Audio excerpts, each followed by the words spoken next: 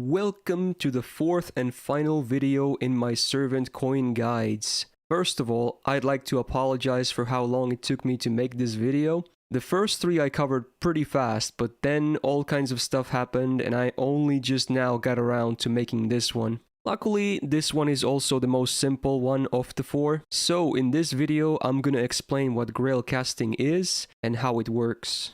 In case you're interested about other servant coin related stuff like grailing past level 100 or append skills, check out the previous videos I made. You can even find a convenient playlist for them in my channel or in the description of this video. As usual, make sure you are subscribed to not miss out on future uploads like these and other fun content. So at this point, you should have a good understanding on what coins are and how they are used with servant grails past level 100 and with append skills. Now we will cover the final use for servant coins, which is Holy Grail Casting. To put it simply, casting allows you to exchange servant coins of any kind to Holy Grails. To access Grail Casting, you must complete the Tunguska event epilogue, and if you missed the event, it got added as a main interlude afterwards. At least that's how the wiki says it is. I've heard people having access to it even without that though, so it might just be open to people from the get-go. So in terms of the NA server,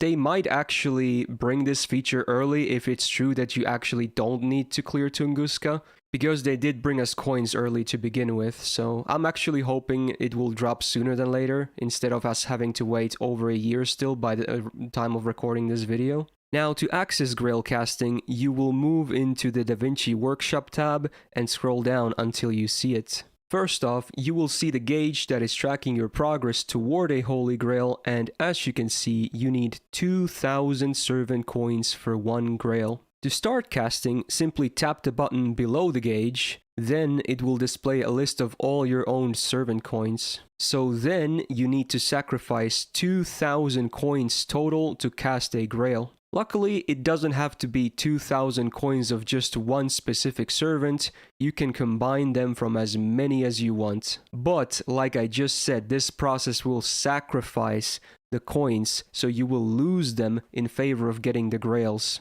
Having said that, for most players, it's advisable to mostly just use coins of 1 to 3 star servants that are permanent, because those are easily replenishable if one needs to, compared to gold servant coins and even story locked or limited servants. Also worth noting is that Mashu's coins are the only ones you cannot use for this purpose. Obviously, even if you aren't a spender and you know for sure you aren't gonna grail a more rare servant past level 100 or unlock any of their pens, you can freely use their coins too. I also recommend switching the sort to rarity based and then switch to ascending display so you can see the 1 to 3 star coins first. Now I will demonstrate how the thing works and looks like when you do it.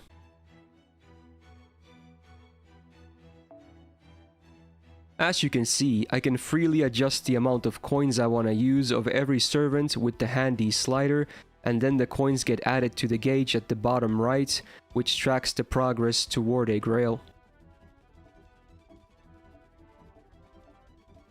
Once I've gathered 2,000 coins, I will simply hit OK, then tap the button to confirm we are ready to cast, and the game does the rest.